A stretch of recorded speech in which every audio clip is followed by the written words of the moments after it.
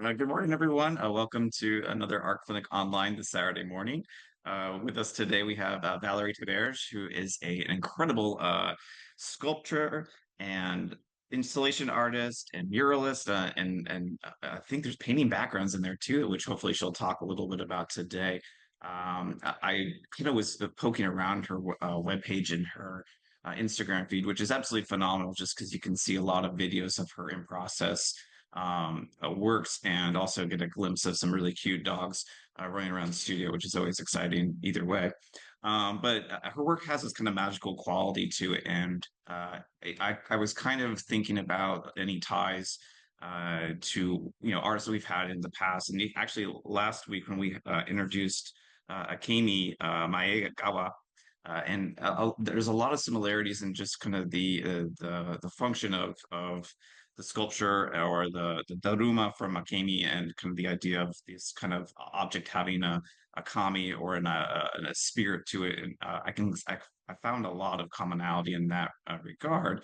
And with Valerie's work, though, I tend to kind of see this kind of portal-like effect, kind of going to another world, or and maybe she can talk a little bit about this in more in depth, but they're absolutely incredible and have such a vivid chroma to them at times where it's you'd think it would almost be shocking, but it somehow just kind of feels comfortable and at home. So really enjoyable work, and hopefully she'll give us some little sneak peeks of where they are in DC, so we can go find them in their natural habitats outside of a digital slide. So without further ado, I'd like to introduce Valerie Theberge. Welcome. Thanks. Thank you. Hi, everybody. Thank you so much for inviting me. I'm really pleased to be here, and it's always so nice to have an opportunity to think back on where I am and where I'm going, and so really feel honored to be included. So I'll just give a little bit about my background. I did my undergraduate degree at the San Francisco Art Institute, which was a fine art school in San Francisco. Sadly, they closed down. And it was such a great school. It was just like kind of perched up on North Beach, and we had a Diego Rivera mural in the gallery, and just some phenomenal teachers. So I studied painting and drawing, and got my BFA there. And then I moved really right after graduating to China and spent almost 10 years in Asia, East Asia, between China and Hong Kong, and did a master's degree at University of Hong Kong in Asian Studies, and studied Chinese painting and Chinese calligraphy. But just, really, my 20s were spent overseas, and it really has such a profound effect for me on these were such formative years. So that has a huge impact on me, and my work, and my understanding of the world. So, because China was, back then it was such hyper communist. It's not so much anymore. And then Hong Kong was like the farthest capitalistic country I've ever lived in, even given being an American. So it was a really interesting dichotomy. And then I moved back to the States. I trained. There was like a British couple that were doing mosaics, and even though I was an oil painter and focused on drawing, I started working for them, and I kind of learned the craft of mosaics, and it was a really hard, going from fluid oil painting to something as quite concrete, quite literally concrete. Was a hard transition, but I was fascinated by it. And I was fascinated by having work in public settings because, many European cities will have squares with artwork. And so you're sort of like, the visual arts is woven through your daily experience. And so that really interested me, that it wasn't separated from our daily life. It wasn't like cloistered off in a gallery, that it could, people could have it sink into their subconscious over and over and over, even if it's just like a glance or so the idea of having art in public settings was really interesting to me. So I trained with them for a couple of years, and then I came back home, and I was looking for, who am I in this? How do I merge my vision with this medium? And I spent a couple of years experimenting and trying to find my voice in that. And then, um, and then I just, took to it. And I do still do drawing, but I don't paint anymore. I might go back to it one day, but this is sort of where I found my home. And I was doing 2D work for a really long time. And then maybe 10 years ago, I started doing 3D work. I was doing installation at a skateboard park, and they had uh, under the ramps, somebody was building a skateboard park, were these giant blocks of foam. And I thought the ramps were just solid concrete cast, but they're not. They're like these massive blocks of foam. And then they take hoses of cement and shootcrete over it as for like a, 3 or 4 inch coating or what have you. So I found the cast offs, or they gave me the cast offs of the foam, and I decided, and I called a friend who's an artist. I don't know if anybody knows Alan Binstock. He passed away recently, but he was a great sculptor and dear friend. And he brought his truck over, loaded it up, and brought it to my studio, and started working in carving foam. So that's my background. That's, so I've been doing this for 20, 25 years. And maybe I'll start with my slideshow and kind of go through what makes it more concrete. Okay, and I'm going to remember. So I'll just start with some of my works that are not in any chronological order. So this piece, gosh, I know I finished it during the pandemic. It was probably 2021, 22. And it's 15 feet high by 9 feet across. I made it on hardy board panels, and it's called Into the Light. So I have a few more pictures of close-ups, but so it's 3 panels across and 3 up, and they're bolted onto the wall. So the process is, I make everything in my studio here. I'm in Mount Rainier, Maryland, in the Gateway Arts District. And then I have, we're up on a cherry picker, and I have a crew helping me install. And then we spend 2 or 3 days where the panels meet, seaming it on site, like, where the panels meet, you have to then go back. And so that you can't see how it all goes together. So it's an intense process, to say the least, to be out in a construction site for 4 or 5 days. And the circles are domes, so there's a 3D element to it. I think there might be there's kind of close up, and it's sort of like the refraction of light, and then it kind of dissipates into the white. And all of it is cut glass. Probably it probably took 3 months to make this. 2 of us for 3 months, and it was Valerie, can I ask you a question? Did you design it for the site, or was this a vision you had? Okay. So everything I do, my process is, somebody wants something from me, and I just go to the site and I look, and I should say, back up, that when I went to art school, I started meditating. And so I've been meditating my entire adult life. And that's the biggest factor in my work, because for me, everything has to come from a deeper space and a deeper consciousness. So I kind of go to the site, intuit it, feel what wants to be there, and start sketching and sketching and sketching. And then when it clicks, it's like a hum. Sometimes it takes 2 or 3 weeks.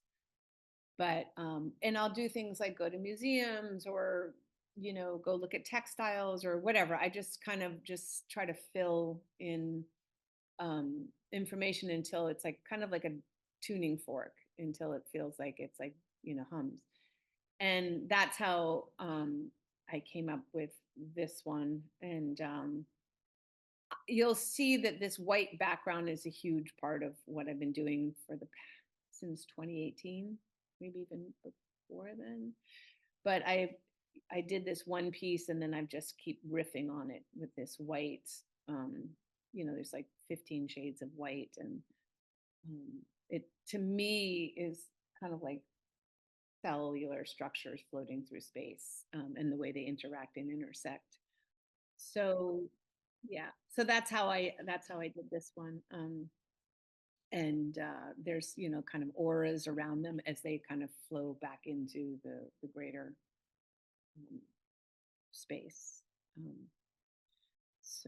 And that's another one, you can kind of see the dimensionality of it, but it's thousands and thousands and thousands of, each piece is hand cut. So I buy sheets of glass and I cut them, and I buy tiles and I cut them, and I you know do as much sourcing as I can to get, um, you're limited with glass and what you can have access to. So yeah. And do you color them yourself, or do they come in colors? They come in colors. So I go, I kind of source around for glass, and I have a huge stockpile of glass here. And whatever I can't find, then I go kind of shopping around and looking for glass. So everything is already the way it is. But when you put things next to each other, they'll kind of shift. And also the grout is the gray or white or black or whatever in between the spaces. That really changes the color as well. The negative space, how you color that. So yeah. And then this one I did that in 2009. It's a small portion of 160 foot. I don't know if you can see this. Close this.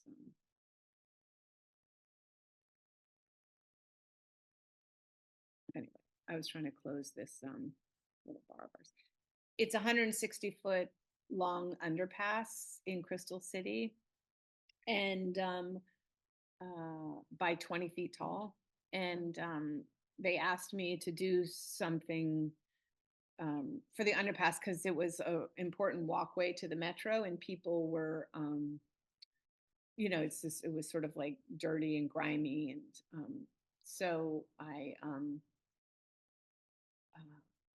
again, I go to the site, I think about it. A lot of my work is influenced by cellular structures. They're obviously not literal, but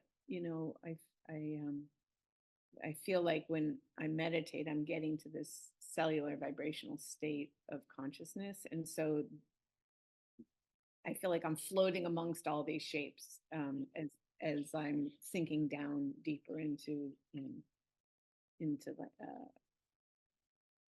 different states of consciousness. Anyway, and so these pieces up here are probably anywhere between 5 and 9 feet wide. And so that's what I kind of came up with, what I wanted to do on this space. And then I painted the background. So the mosaics are just the objects. And then they obviously didn't have a budget to mosaic 160 feet by 20 feet. But this is the way I could kind of occupy all that space.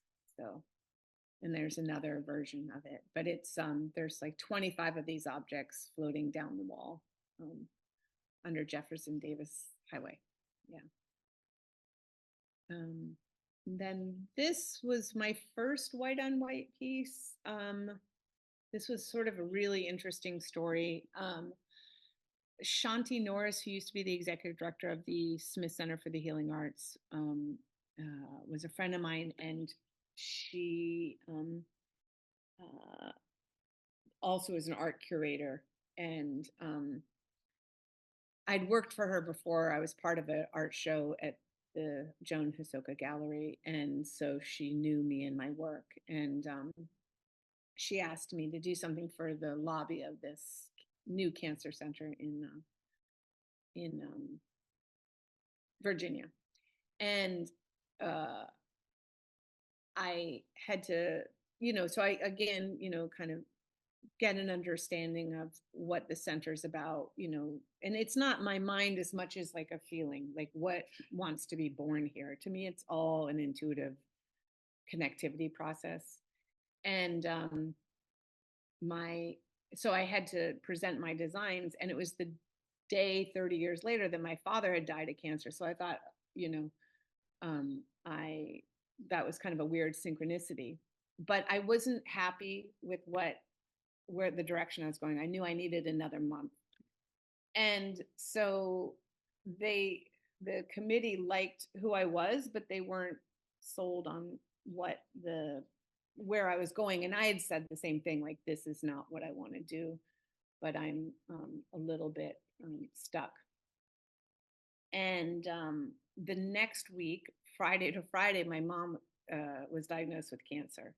So the whole thing was, to me, this like beautiful connectivity, because then I could tap into what was wanting to be born. And she ended up passing away 30 days later, but I could connect with this experience. These people are coming in for chemo or for radiation, or the caregivers or the family members. And then I had something to give, because I could understand on such a visceral level, like what wants to be here. And then I was able to come back and I just kept doing drawing after drawing until I knew it harmonized. And then it did. And then, they let me grieve for 6 months, and then I got started. And it probably took me 6 months. This is also 15 by 9 feet. And that was quite an intense thing to, again, we had to have a cherry picker. It was a long process. I have a great video on my Instagram of the installation. They had 2 cameras from different angles over 3 days. And the video actually is 1 minute, but they did the entire installation in 1 minute. That was the 3-day installation. So it was kind of neat.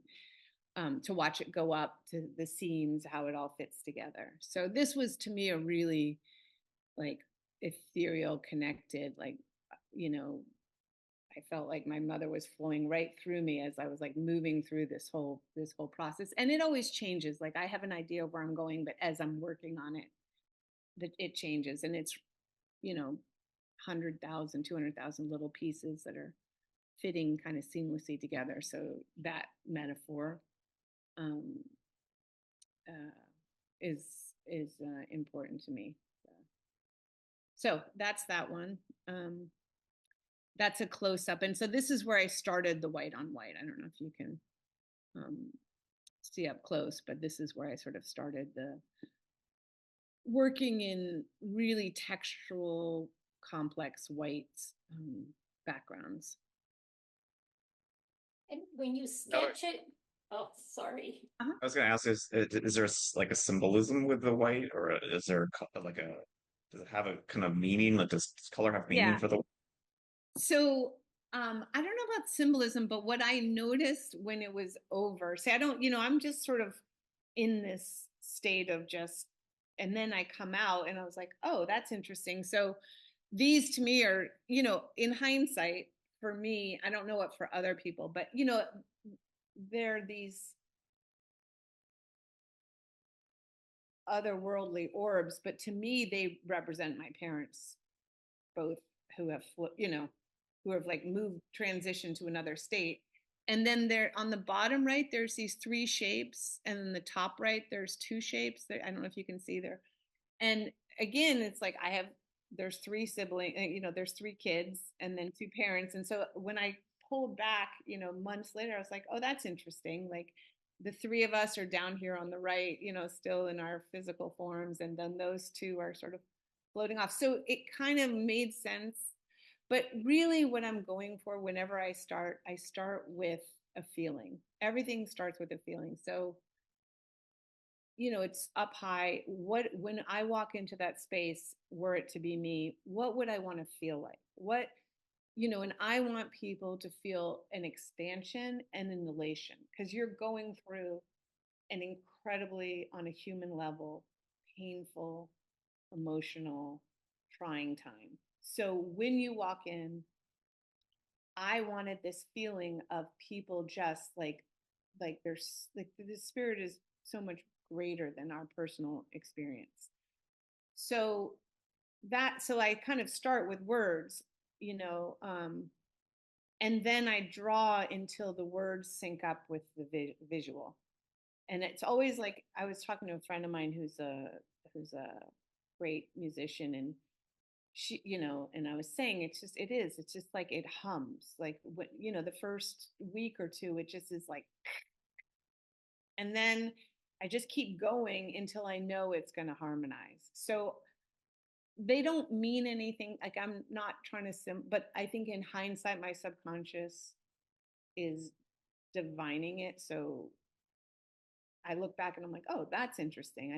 I'm just sort of looking for the harmonization, the compositional harmonization, the color harmonization, like but I'm not literally trying to interpret things. I'm just trying to reach the feeling.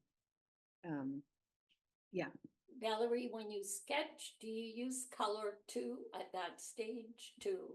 No, I do black and white. I actually had it here for such a long time. I just do black and white. Once I know, and the same with my sculptures, once I know the structure, then I kind of go and pull all my colors out. And again, it's the same thing. But there's a totally separate, like, I don't know if you can see that tall, plain one behind me. I see. Yes. Yeah. You mean the So statue? yeah, and there's another piece. It's 9 feet tall, but there's another piece I can't get it up there yet because I need to rig it. But I know the shape. I don't know what it's going to happen to. I just know the shape. So those to me are separate. I know the structure, the skeleton, and then I come back and kind of try to figure out what the. And that's true for the flat ones too. Yes. Yeah. Yeah. Yeah. I kind of know yeah. So then there's like this, I said, the detail. This is 2023 August. This is my tallest piece. This is 10 feet tall. And it's right downtown at 19th and Pennsylvania, 1900 Pennsylvania, I think, on the corner. And the Golden Triangle asked me to do something. It's kind of right where the IMF and the World Bank is. And so I have, probably 30, 40 sculptures in my back pocket that I've been waiting to do. So as soon as somebody comes to me, I'm like, okay, I kind of figure out which one I want to put there. And they take so long and they're so time consuming. I can rarely do them without having funding. So this probably took 6 months or so. And I have people that work with me because it's uh, it's very labor intensive work. And if I didn't, it would probably take me a year. But yeah. And then this one is part of Microsoft collection in Virginia, that their headquarters in Reston. And they have a whole art selection curatorial staff. And they came to me and they said they wanted something at their entrance. They were renovating their offices. And so same thing, this is something that one of the sculptures that I wanted to actualize. I didn't know what I was going to do. I knew the shape, but I didn't know. And it really evolved over the months that it took me to make it. That's 8 feet tall by, I don't know, maybe 4 feet in diameter, 3.5 feet in diameter. But it took me a long time. I got very stuck on this one. I didn't know which direction it was going in. And they were very patient with me as I was making it. So, yeah. And I should say all of these are carved foam. They're all for outdoors. And then I coat them with 8 layers of mortar and fiberglass. And that makes a strong coating that they can go outdoors. So, all of these are, I buy 8 by 4 by 4 blocks of foam and then and then carve them. I have somebody carve it for me who's like an artist who lives in Cambridge, Maryland, on the Eastern Shore, Howard Connolly. He's fantastic. He's a good friend, and he does like beautiful. He's a great sculptor, but he also does like really beautiful work. How do you go from like I guess do you draw with the shapes that you want? Like how do you give them the information to create the forms that you're after? So I draw, yeah, I draw them out, and just a very simple outline. And this is where Howard is like perfect. So I just draw some. I used to make little marquettes, which it's just easier if I just do the outline, um, and he will do it exactly to my drawing. So if my drawing is off or asymmetrical, he'll do it asymmetrical. Um, so like the one like I was saying behind me, it's like an oval, and I didn't do an oval straight. I did an oval like that, and he's incredible craftsman.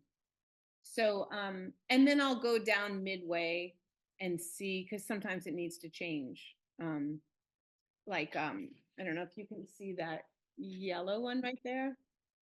That was supposed to be stacked sideways on the tall one, and I didn't like it midway down, and I thought, oh, I didn't like it, so I took it off and I made it a vertical sculpture instead, and had him recarve something else. So we kind of work, my like 8 by 11 inch drawing rendered 9 feet, it changes. So I'll go down midway and we'll change things together. So yeah. And Valerie, when you do the mosaic, are you there on the spot gluing and mortaring, or what do you call that? Mortar. Yeah, it's mortar. Yeah, the negative spaces. So you're actually designing, or at least installing the mosaic right on it, or do you do it on something that you can curve? No, no. I do it right on it, and on site, in other words. Right. I mean, it's like this. Yeah. I'll just show you real quick because I just in process. So this yellow one, I write little notes. I don't know if you can see. I write little notes on there. I draw, and I do changes. And then so this isn't grouted, but this is sort of the. I see. Yeah. Thank you. I don't know if you can see it. I can't even see what my. Yeah, that's great. Anyway, yeah. So I'm working right on it, and it's like my whole table is like a huge mess with all my stuff. So yeah, I work right on there, and then this morning I came in and didn't like what I was doing, so I have to carve it off with a hammer and a screwdriver. So yeah. Okay. This one this one is, I think it's 8 feet tall. I had gone down to Peru. My cousin was living down like in the Amazon near Iquitos, and I'd gone down to visit him for a couple of weeks. And he grew up actually his mother's Argentinian. He grew up in Nicaragua and Chile. And so I went to visit him and spent some time in the Amazon, and it really influenced me. So coming back, I spent 3 months working on 2 sculptures, kind of in a mesmerized state of consciousness. It was like that whole kind of that teeming life force energy just. So I did this one when I came back, and it's now, somebody came in and bought it, sitting in front of an apartment building and down the street. And then this is sort of a close-up of it. But again, and then I did this one, which again, somebody kind of walked in. I mean, these are not small things or small buys. This is 6 feet. And I did this after the trip to the Amazon, and people came in and bought them. So that was really a nice, because then it helps me do more. So yeah. This one is in Oklahoma. It's a triptych, and it's in a park in Norman, Oklahoma, where University of Oklahoma is. And I did this during the pandemic. It was kind of a tough. I had to drive it out there across Arkansas, Tennessee. It was a weird time to be driving across the country during the pandemic, where different people's realities were very different. Um, and but anyway, it's sort of so much of my work is meditative. So this has a hole right in the middle, and you can sit on those two small pieces and sort of gaze out at this kind of vista, and the hole gets large to small, so it's sort of like a meditative focal point. And then I did a whole, so I did one of these at the Joan Hisoka Gallery and I've just really enjoyed doing a series of these. This is at the University of Maryland Hospital Center, and Laurel did a piece there, and Margaret Boozer did a piece there, and I did a piece there. So the three of us have our work in the same setting, which was kind of fun because they're all Mount Rainier artists. And so this is cut out like a very thin, not MDF, but like a very thin board cut out. So I kind of choose a paint color for the wall, and then I cut out the pieces and then mosaic them, and then it took 3 days to install it because there are all these little pieces that you have to kind of get to flow together off the wall. But it's it's made of probably like a couple hundred little pieces that then are woven together. And so that's sort of the side view. It's almost like a bas relief. It's got some dimensionality to it.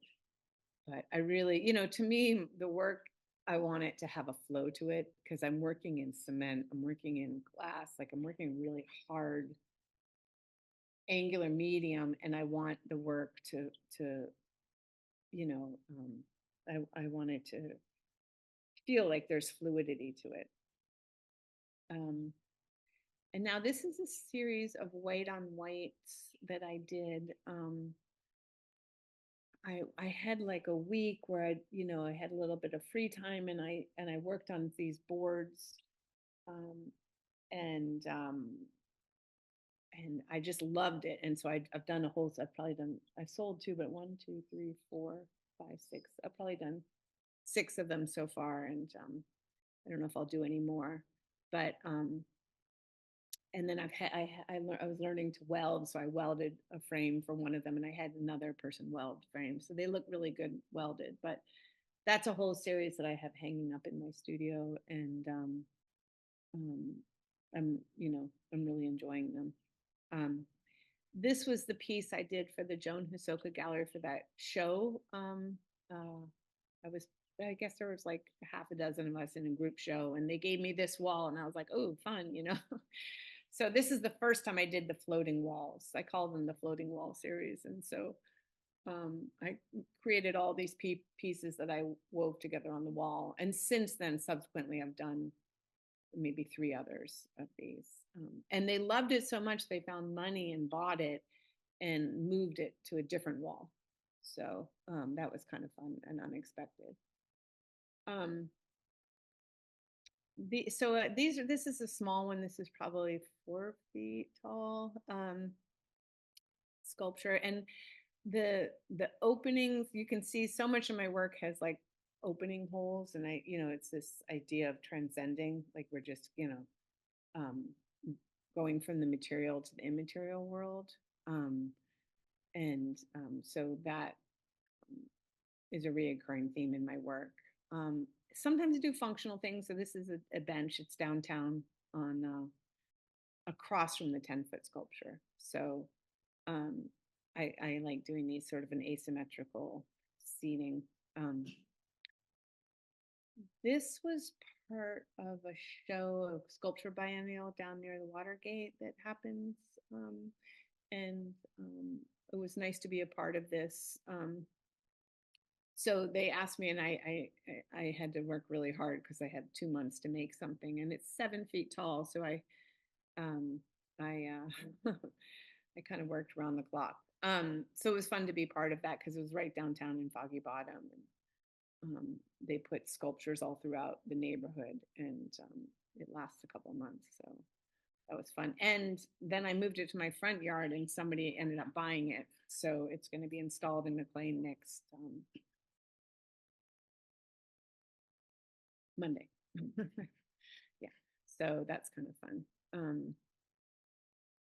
There's sort of a close up, and again, it's just like, thousands of tiny little pieces cut, and I'm trying to get this sense of fluidity in the work so they kind of flow and move together. I don't know if anybody went to Artomatic, but I loved that. I can't wait till I've never done Artomatic. I never even crossed my mind to do it, but I knew so many people doing it, and Tim Tate actually kind of convinced me from Washington Glass Studio. He had mentioned it in a group email, and I was like, oh, okay. And I had such a good time. I thought they did such a great job. It was just so much fun. So I'm so happy I got a space in the top floor, and this is a piece I've had in my studio. It's the only piece I can is portable because it's got a post in there, and there are 12 individual pieces. So everything else I can't move unless they have permanent homes and there's a budget, because it would cost me so much money. But I was like, oh, I can do this one, and painted my floor, and I don't know, it's just so much fun to see so many people creating in that space. It was a thrill, and to run around and be part of know that we're part of it, because we all kind of work on our own, but to be part of a greater community, whether it's people working out of their basement, or working in a studio, or working on the weekends, or whatever. I just thought it was like this kind of amazing testament to the burgeoning creativity. So that was a lot of fun. And I also there's this chair I made. It's just a foam chair. I didn't do anything to it. But one of my big interests, I just want to make sure I better speed it up, is for people to slow down and look at artwork, not the 7 seconds or the 10 seconds. Like, people spend months painting a painting, and there's just energetic layers as well as physical layers, and so I made this chair that I brought to Artomatic that people can sit in, and it cuts off the peripheral vision, and it also deadens the sound because it's made of foam. And I put it in front of one of my white on white pieces, and I wrote on the back, "Are you feeling overstimulated?" Because Artomatic is stimulating. And people would sit in the chair and just go within. And I would love to see that in museums around, like, yes, there's benches, but you still have people walking by and noise. But I'd love to see people see 3 paintings in an hour and not 100. I mean, myself included. I run through shows. I've seen the Osmi Ghost down at the Hirshhorn, the Brazilian artists, twins, down at the Hirshhorn twice. But after 3 rooms, I'm exhausted. And so I just would love the shift in how people look at work. And so I created this like chair for Artomatic that I'd love to have more life than just sitting up there. But that's one of my wishes too. This was the opening, and that's just sort of a detail of it, like stacked rocks. And then I Kind think of patterning, sorry to interrupt, the patterning that you're creating in these pieces, is it all planned, or does it kind of evolve as you're making, no. or as you're playing and layering colors? You say, okay, now I need an orange, or maybe the sculpture told me that it needed a specific color. Is it a responsive dialogue with the forms, or is it all kind of like you've made the decisions? So again, I started with the shapes, right? And they were sitting in my studio for 3 years because I didn't know what I wanted to do with it. So I just like I have them, I'll make shapes and they'll sit for years. And then when I was ready to start working on it, there's 12 here. I probably have 20 shapes. Well, the first 5 or 6, I went in that direction. I was like, no, I went in that direction. So I have so many. I have 1, 2, 3, 4, 5, 6 ones that were wrong, right? It was like, I needed to go there, but they didn't make sense. And so they'll just sit until they find or don't find a home. And then maybe on the 7th one, I was like, oh, I like this. Okay, I like this direction. So it's really kind of like getting the wheels churning. And it's like, I guess it would be like sketching, but spend, it's not Yeah, as but like quick. when do you do a spiral? When do you do a line? Is that dictated by the Oh, form that you that start ahead of time? Is no, that no. I just start with one line and then go from there. But so the colors, once I figured out the colors, then they take me on a journey. In fact, I did this 75-foot long by 18-inch high piece, and the shapes just evolved from one. It was so much fun because they just kind of it's like Harold the Purple Crayon takes you on a walk. So I don't know where I'm going, and I just sort of, it's all intuitive, and it's not until I pull out of that state of consciousness that I'm like, oh, that's interesting. um but I try to circumvent my analytical mind, and I try to get into the flow and let the pieces talk to me, and I don't necessarily understand it. I just, like, we're more, yeah. And once it's finished, Valerie, can you rearrange them if you Yeah, want? Okay, I that's rearranged it a lot. And also, the original one was all these skinny pieces. And I didn't like it the way they sat together. It looked fine when it was cement, but it didn't look fine when it was colorful. So then I went back and had these bulbousy. There's like 1, 2, 3, 4 bulbousy pieces. I went back and carved new pieces to break up the linear. Yeah, so it evolved so much. And then I spent, and a lot of people helped me, rearranging them over and over and over until I found, okay, I like this. And then I mark them. This is 1, this is 2, this is 3, because I have really good ones on my Instagram of me, moving them up and down a pole, trying to figure out which ones go where. So yeah. Um, and then I think this is my last one, because the original one at the Inova Shar, it's over there. It's 6 feet, 6.5 feet probably.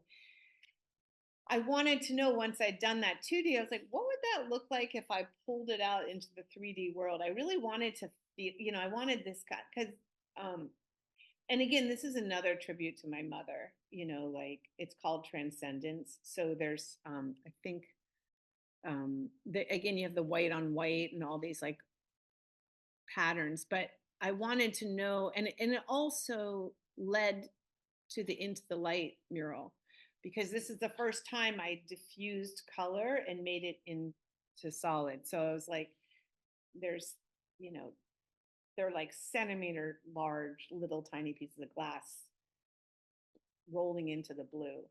So I wanted to know, what did that Inova Shar piece feel like if it was 3D? It took me 2 years to do this, because I would only have like 2 weeks here and then 3 weeks. I was like filling it in whenever I could work on it. I would work on it.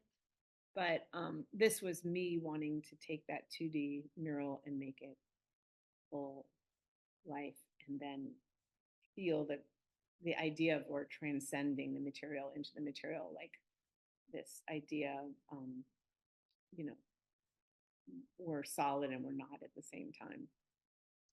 And can you talk? Oh, sorry. Mhm. Go ahead. That's it. I was asking if you could talk a little bit about kind of the I know you talked briefly about the Chinese influence working in Hong Kong, and how that kind of does that influence stay with you into current body of work?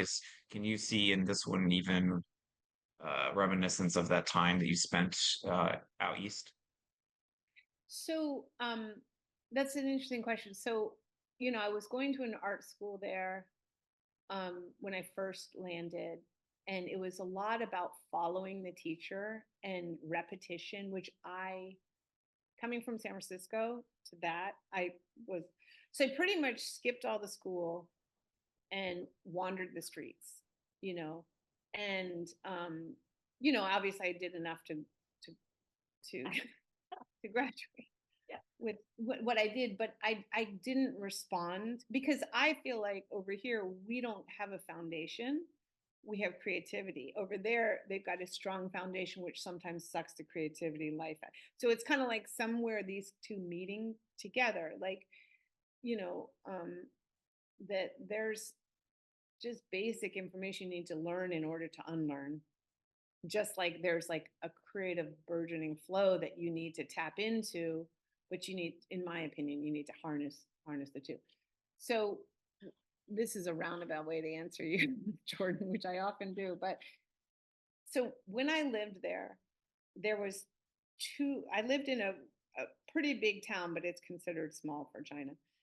There were 2 lanes on the street going one way, 2 lanes going the other. One was bikes, and there were about 100 bikes to back then to one car, and you'd have whole families on a bike, and so there were a lot of foreign students there, not at the art school, but there was like an agriculture and engineering, and so you'd have people come in to that bike lane, and they would want to get from A to B, and their way of operating the world was just like charge. But there's a movement going on which people have learned from, this sort of, it's like viscerally embodying the individual versus the collective. And so I just kind of would go with, I mean, it's dangerous. It can be dangerous to have 100 people with babies and this and that in a one single lane, for let's say 3 meters, so we're talking thousands and thousands and thousands of bikes. But you needed to know how to go with the flow, right? And so you're doing it cellularly. You're like tapping into this energetic field that's already happening. But if you come from, let's say, I remember some Australians would come in and they're just like charged, and they'd inevitably crash into the people. And it was so fascinating to me, and I already had a meditation practice, so I already kind of understood what it was like to like let go of the personality self just a little and like be part of something greater. And so to watch that was probably one of the most instructive things that I experienced, was like there is a collective energy, and you can buck it or you can go with it, and to feel it versus think it, and to be part of that, just getting back and forth to my apartment to, the school, was really, and then that obviously extrapolated in so many lessons. But I would say that was my first kind of Yeah, learning. yeah. I remember experiencing something very similar in Vietnam, where it's just like there were probably about 50 motorbikes to one car kind of situation, and then there's bicycles on top of that, and nobody pays attention to traffic lights in Ho Chi Minh City. So it's kind of like people just kind of reacted to their who's next to them or in front of them, and kind of just the traffic kind of had its own kind of patterning to them. And I always remember thinking that this is like a school of fish. Like when you ever see those videos where the fish kind of just know who's next to them, and they kind of form these shapes underwater. And they're sometimes spherical if they're being hunted by dolphins. And it's just fascinating. Yeah. And I kept Yeah. thinking about, like, even in your work when you were talking about these little fish that kind of react to what their neighbor, and create these forms that way. So it's really quite Yeah. fascinating. And I think what And I mean, go I'm ahead. sorry. No, go on. The thing that I was thinking too, for someone who's lived in Japan, is that especially with the ones that are relating to your parents, and their passing, that in Japanese culture white signifies symbolism is death. And I think that's really kind of, especially in the one that you have on the screen right now, how it's like death, but then they kind of create this colorful portal. And to me, that's like, oh, that just like, it's very Japanese in a lot of ways. I know Well, that's not where you're Chinese coming. too. In China, white, I mean, so much of Japanese is like Yeah, coming from, they but yeah, borrowed it from China, Chinese. white, yeah, white signifies as death. And in the old days, you'd never wear a white wedding. You'd wear red for wedding. That's like life affirming. But yeah, no, that's an interesting, I never thought of that, but that's an interesting, yeah, Yeah. that's interesting. Yeah. I also just, one last thing is like, again, like being part of a flow of traffic, the mosaics, like each little piece has its place in the greater collective. And I think that really speaks to me on such a profound level, that all these things need to fit in together in the flow, and so I feel like they these pieces talk to me, and they, and I'm subservient to the greater movement that's happening. Or Yeah, at I get least that response try too. to. Like, yeah, it's that kind of feeling that, if something's put in the wrong spot in the kitchen, it immediately feels awkward and uncomfortable, that it's not in Yeah, its proper home. yeah, And I imagine that's what's happening to these with each tile. Like, you belong here, and there's nowhere else in this entire sculpture that it can yeah. belong, but right there. And then it feels like there's a calmness when that happens. Yeah, Oh, it's fabulous. yeah. Anyone else have any questions for our artist today? I have one, Mariana. Hi, Valerie. If I was thinking if you didn't do Mosaic, because you kind of bumped into Mosaic with that couple you worked with, right? Well, what do you think you would be doing? This is fascinating. But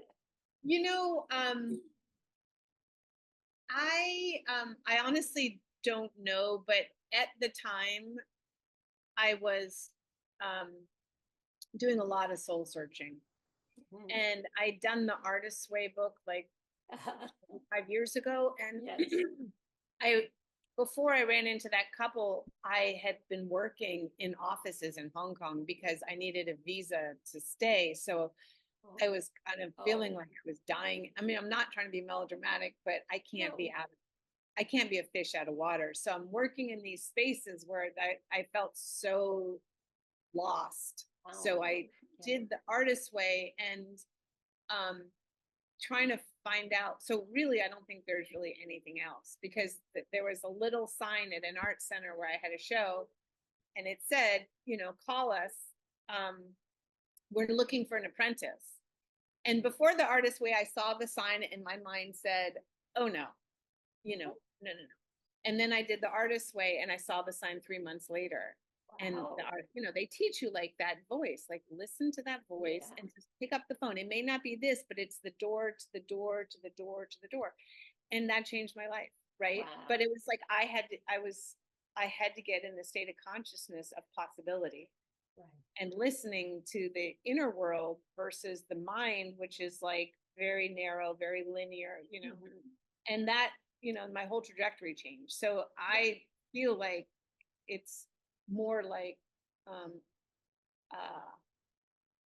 how lucky I am that I got into sync with what was trying to flow through me, and that I've kept it up. And obviously I'm human. I constantly run into getting off the beam, but yeah, it's been really profound. That's fascinating. Yeah. And these are so beautiful and large. I'm so like awed by your I don't know, your magnitude. Do you ever do small, like pendant or a little wall piece, or I mean, in a way? I have 2x4 foot wall pieces. Those are probably my smallest, but I really like the human ratio. Like, I want to make the human a little smaller, and like the life and the vitality and that energy larger. So I really feel like that relationship is quite important to me. Oh yeah, and I want to say, I know we talked about this earlier, but I'm in Mount Rainier, which is part of the Gateway Arts District in Maryland, and there's around 200 to 250 artists here from Hyattsville to Mount Rainier. Where I am, there's about 60 plus artists, including many people who have been interviewed on this. And we're having open studios May 10th. I'll just show the little, May 10th, 12 to 5 p.m. And it's free, and you can just wander around and look at, but there's so many working artists here. And we'll have food trucks and an after party and band, and there'll be a shuttle taking people around. But it's really a great space to just see what other people are doing, and I'll have my studio open too, so everybody's welcome to come on down. Saturday, May 10th from 12 to 5 p.m. Fantastic. That is awesome. Yeah, we'll have to do a newsletter with all the artists that we've interviewed, and then where they are around that time. So Yeah, well, maybe, we have a map too and the websites. I can send that to you, but yeah. Well, that would be helpful if you have. Yeah. Is Well, it Valerie, under- thank you. Yeah, thank you. oh, So, sure. It was such a pleasure. Thank you so much for including was me. Yeah, and thanks fantastic. to Ellen Weiss for Yeah, off doing human flood things, I imagine. yeah. Um, well, thank you again for joining us today. We have a little bit of a break because of spring break for Montgomery County, but on April 26th, we have Kate Fleming and hosted by Lindsay Muller. And then on May 10th, coming up after that, Eric, I can never say his last name right, Cellular. He does these really cool machine drawings. You know, he's His around. studio is across from mine, so if you come There you go. on Yeah, Open he has Studio, he has a really cool exhibition up at Artists and Makers right now, oh, yeah. with some of his machine drawings, which are really quite nice. He actually lives less than 2 blocks from my house. Oh, nice, nice. I didn't even know that. He's like, he popped by his studio. I'm like, I'm your neighbor. I'm like, really? But anyway, so join us in 3 weeks and then in 5 weeks for some more Art Clinic Online. Thank you for all our sponsors as well. We're grateful for your continuing funding so we can throw money at artists, which is what we like to do. Thanks so much. Thank And you, have a great everyone. weekend. Nice comments in the chat. Thanking you and admiring you. Oh, thanks. Thank you so much. All right, pleasure. Have Thank a you. wonderful weekend, everyone.